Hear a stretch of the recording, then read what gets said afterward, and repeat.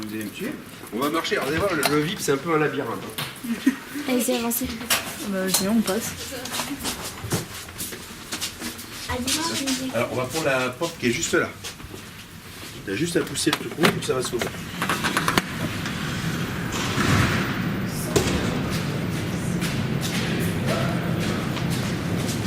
Là, la balcon, c'est provisoire, hein, parce qu'en fait, il y a des travaux derrière. Et donc, c'est ça, voilà. C'est ça, voilà. Donc là, ça, c'est l'entrée du public qui est ici.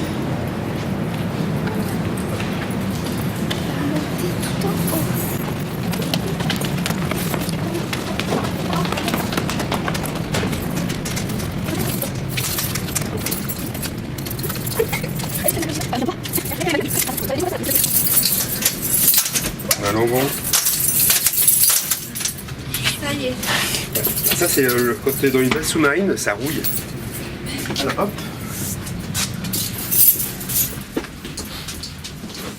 Je vais tout éclairer, ça va être mieux. Donc, ici, on est au centre de ressources. Donc, moi, c'est mon poste, que je suis chargé du centre de ressources. C'est-à-dire que je suis là pour l'information du public, quel qu'il soit, les spectateurs, mais aussi des musiciens, donc ils viennent ici le mercredi ou le samedi quand c'est ouvert au public. Il y a le fonds documentaire qui est ici, qui est un truc sur lequel je m'appuie lorsque des gens ont besoin de renseignements. Donc il y a, ça va de très jolis livres sur la photo, par exemple dans les concerts, à des bouquins beaucoup moins drôles. Qu'est-ce qu'on va dire comme truc pas drôle? Voilà. Que du travail. Bon bah ça, on lit pas tous les jours, mais c'est très important, ça fait partie un peu de mon boulot. Moi je suis là pour conseiller les gens, lorsqu'ils ont des questions à faire sur, ils se posent des questions sur leur projet de la musique, voilà, je suis là pour les aider. Sinon, donc dans ce bureau, il y a ma collègue Camille, qui a son bureau ici, qui elle s'occupe des réseaux sociaux et puis aussi de tout ce qui est accueil artiste. Et au fond, c'est le bureau de Julien, qui est régisseur général du VIP. Alors, j'emploie plein de mots parce que dans plein de métiers, alors, si jamais il y a des mots que vous ne comprenez pas, vous me dites, et puis je vous explique, il n'y a pas de problème. Et ça veut dire que c'est des initiales? Alors, le nom. En fait, il y a 20 ans, il y a plus de 20 ans même maintenant, de l'autre côté du bassin, il y a un bâtiment bleu. Je ne sais pas si vous situez. À côté de la salle, j'avais. Donc, à la base, c'était une sardinerie, il y a très longtemps. Après, ça a été une discothèque, au début des années 90. Et puis, c'est tombé un peu en désuétude. Et de manière ponctuelle, c'était occupé pour faire des concerts.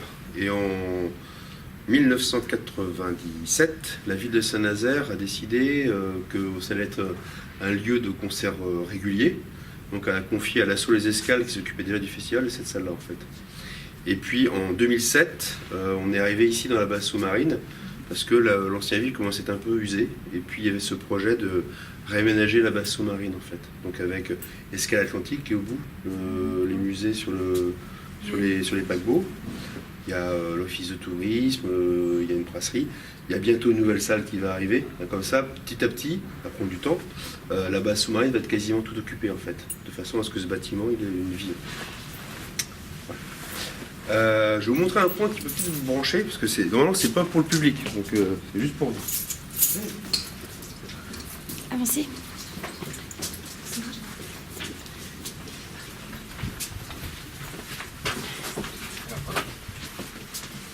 Vous allez faire attention, parce qu'il y a des câbles par terre.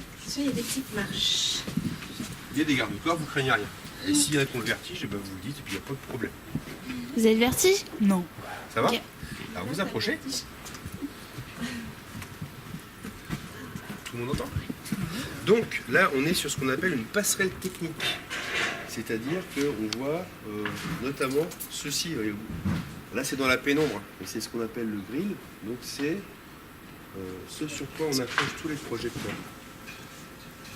Ce qu'il faut imaginer, c'est qu'à chaque concert, donc une journée de concert, ça commence pas une demi-heure avant que ça ouvre les portes, ça commence dès le matin. On est ici depuis ce matin et c'est comme ça chaque jour de concert. Ça, il y a des moteurs qui sont au-dessus qui permettent de le descendre jusqu'en bas.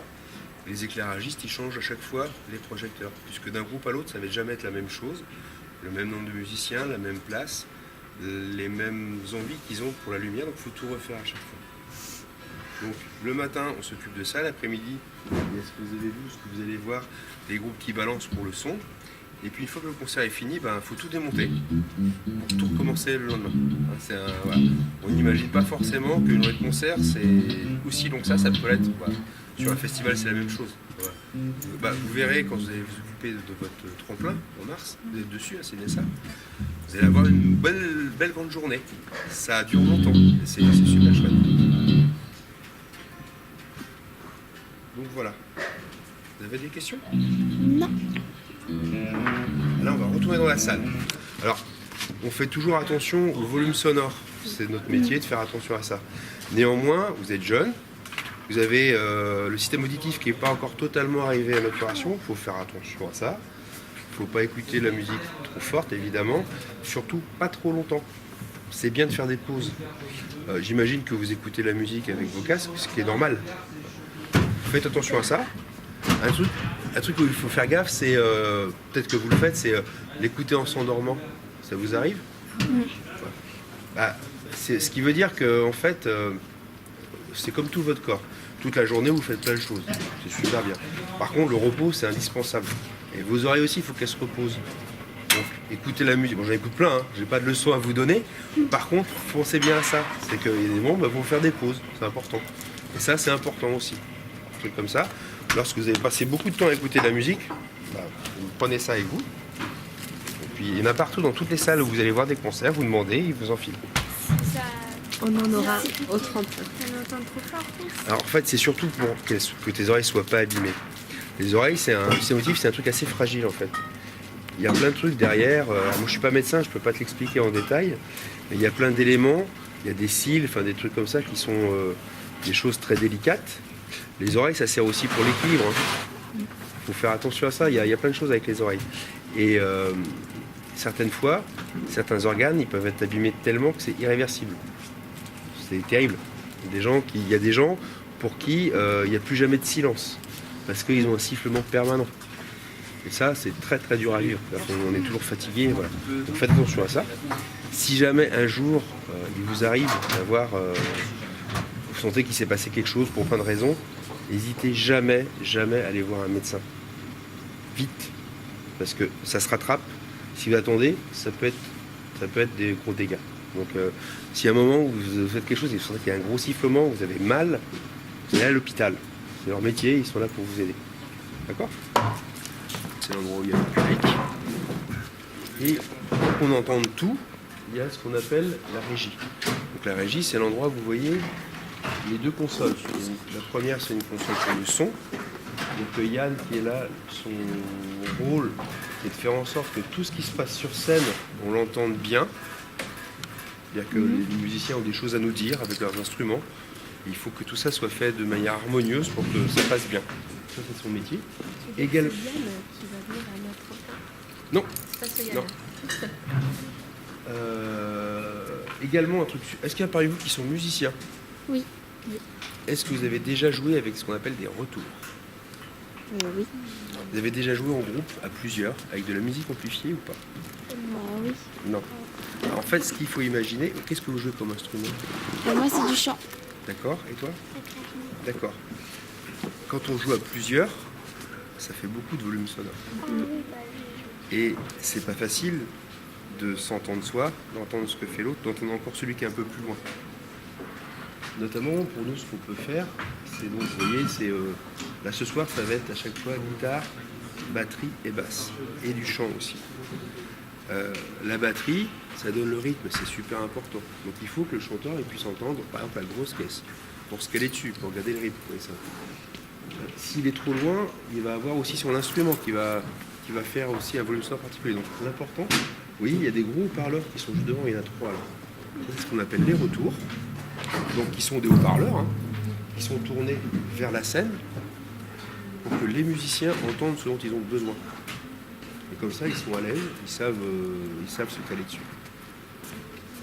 Et puis derrière, donc, vous avez la console lumière, où là, c'est pareil, on décide qu'est-ce qui va fonctionner, qu'est-ce qui s'allume, qu'est-ce qui s'allume pas. Mais pourquoi la batterie, elle est tout le temps derrière? C'est ça qui fait plus de bruit? Alors il y a plusieurs raisons. Il y a tout d'abord la place que ça prend. Mm. Là, tu vois, c'est l'instrument le plus volumineux. Et puis il y a une histoire, oui, de l'entendre aussi. Et puis il y a aussi, je pense, beaucoup de... On va dire que même si nous, on est dans tout ce qui est musique actuelle, hein, c'est les musiques populaires, les musiques amplifiées, tout ça, néanmoins, il y a toute une tradition de la musique depuis très longtemps. Et si un jour tu regardes comment sont organisées les formations en musique classique, par exemple, ou même les formations en musique traditionnelle, c'est-à-dire que tout ce qui est rythme et percussion, c'est au fond.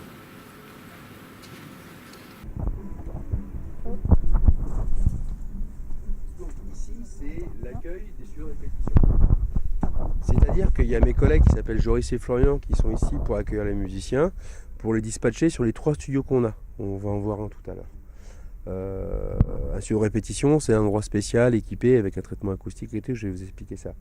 Ici, en plus, mes collègues, c'est pas uniquement des concierges qui filent des clés, ils sont aussi là pour aider les musiciens dans leur pratique. C'est-à-dire qu'ils vont donner des conseils, comment est-ce qu'on se place dans une répétition, qui fait quoi, par quoi on commence par travailler, enfin il y a plein de choses, il y a plein de méthodes. Donc ça c'est super important. Et puis il y a aussi, vous voyez là derrière, c'est une console également, comme la console que vous avez vue dans la salle. Ici, là, tu vois, le truc est juste derrière le... Il y a plein de boutons. Et en fait, c'est un truc qui nous permet d'enregistrer. Alors ici, on ne fait pas d'enregistrement de disque. C'est très important de le préciser parce que c'est pas notre rôle. Il y a d'autres studios qui sont là pour ça. Nous, c'est des enregistrements à but pédagogique. C'est-à-dire que les musiciens qui répètent ici, à un moment ou à un autre, ils vont avoir besoin d'aller enregistrer dans un studio. Enregistrer dans un studio, ça coûte très cher. Ça peut coûter parfois 400 € la journée. Vous imaginez. C'est très cher. Donc, faut être prêt. Il ne faut pas perdre de temps. Il ne faut pas passer une demi-journée à dire on ne sait pas trop ce qu'on va faire. Donc, mes collègues, ils sont là pour voir avec eux comment est-ce qu'on enregistre. Il y a plein de façons d'enregistrer. Est-ce qu'on fait tout le monde ensemble? Est-ce qu'on fait enregistrer la batterie séparément? Est-ce qu'on prend un ampli Fender ou un ampli Marshall? Enfin, il y a plein de choses à voir avant, de façon à ce que le jour où les musiciens vont les enregistrer, ben, ils savent à peu près, ils ne vont pas perdre de temps. Voilà à quoi ça sert les trucs d'enregistrement ici. Et donc, on va aller voir à quoi ça ressemble un studio de répétition. On va voir celui qui est juste derrière. Vous voyez, ce qu'il faut imaginer, c'est que le studio de répétition, là, c'est une boîte dans la boîte. C'est-à-dire qu'il y a l'extérieur, il y a où on est. Et entre les deux, il y a plein de choses. À tous les niveaux. Les murs, le plafond et le sol. C'est-à-dire que sous nos pieds, il y a de très gros ressorts. Dans les parois, il y a une sorte d'isolant en laine de roche et tout. Et le plafond, c'est pareil. Le but, c'est que lorsque tout est bien fermé, là, le groupe qui répète, ils n'ont pas bien fermé, donc on les entend. Mais normalement, quand tout est bien fermé, les deux portes, les groupes peuvent jouer sans se gêner les uns des autres. Donc on peut voir un groupe ici qui fait du métal, à côté un solo de clarinette, et ça sera possible. Autre truc super important, c'est que cette salle, elle est traitée acoustiquement. C'est-à-dire que si vous avez fait ça ne résonne pas, c'est mat. Parce que ici, les musiciens vont passer vachement de temps, comme vous disiez tout à l'heure, c'est pas mal d'heures, et avec une salle qui résonne, c'est infernal. Donc là, il faut que le son soit le plus mat possible pour qu'ils sachent où ils en sont, que ce soit le plus précis possible. Et puis après, en termes d'équipement, donc tous les studios, ils ont une batterie qui est allouée en fait pour les musiciens qui viennent répéter ici. Il y a une sono qui est ici. Et puis vous voyez, on a des amplis. Alors là, c'est collé au parleur, hein, mais il y a les têtes d'amplis qui sont au-dessus, guitare et basse. Ce qui fait que les musiciens ici. Alors pourquoi est-ce qu'on a une batterie dans chaque studio? C'est parce que c'est un des instruments les plus volumineux, donc c'est pas facile à trimballer. Deuxièmement, c'est un instrument qui est cher et qu'il y a pas mal de musiciens qui débutent, notamment des jeunes comme vous qui n'ont pas forcément les moyens tout de suite d'avoir une batterie à eux, donc ils peuvent répéter ici. Et troisièmement, un truc qui est un peu super important, c'est que vous avez un instrument, on va dire une guitare. Vous pouvez répéter tout seul chez vous, vous répétez au casque. Répétez chez vous si vous êtes dans un appartement, vos parents vont vous détester très vite. Vos voisins vont vraiment vous détester très très très vite. Parce que c'est un instrument qui est très très sonore. Et sauf les batteries électroniques, il n'y a pas moyen d'avoir un son tout petit. Une batterie, on tape dessus, ça sort. Donc imaginez ça en appartement, c'est pas simple. Donc voilà, c'est pour ça qu'ici les batteries sont à demeure aussi.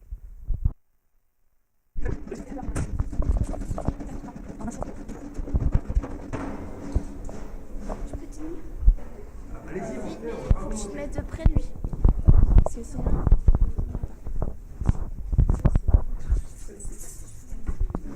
Donc là, vous avez une loge. Salut.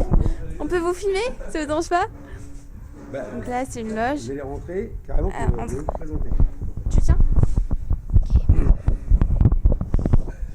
Alors, nous avons ici donc, des jeunes qui participent au tremplin Clactasique à Donge, que je crois que vous connaissez.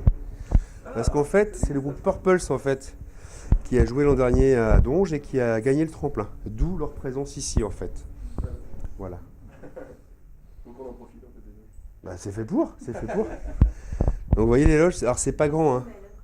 Oui, après c'est pas grand, tout, il n'y en a que 2 parce qu'on a une petite salle.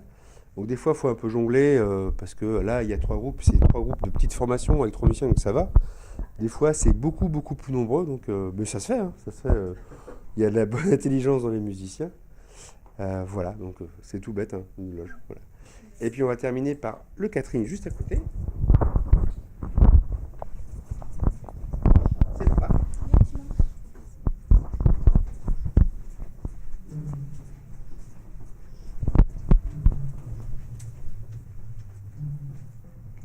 Donc ici, on est dans ce qu'on appelle le catering. Alors encore une fois, c'est un mot anglais parce que c'est le monde du spectacle. En fait, c'est tout simplement un endroit où on prépare et on sert à manger.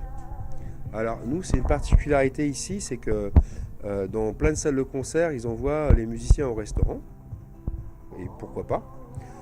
Nous, on a décidé depuis le début que c'est nous qui faisons à manger et que tout le monde mange ensemble en fait. Donc vous allez avoir les musiciens, vous allez avoir les techniciens, vous allez avoir la sécurité, tout le monde va être là. Et ça donne un peu le tempo de la soirée, c'est-à-dire que ça permet aussi de comprendre que s'il n'y a pas toutes ces personnes, bien sûr les musiciens, mais aussi les techniciens, la sécu, le bar, tout ça, il n'y a rien qui se passe. Donc ça permet d'avoir un début de soirée plutôt sympa. En plus, on a des gens super comme Emilien et puis Cécile qui font des trucs super bons à bouffer. Donc c'est quand même pas mal. Donc voilà. Et puis voilà, et vous mangerez avec nous. Voilà.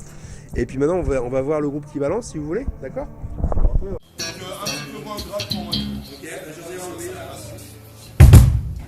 Vérifier. Comment? Ta guitare.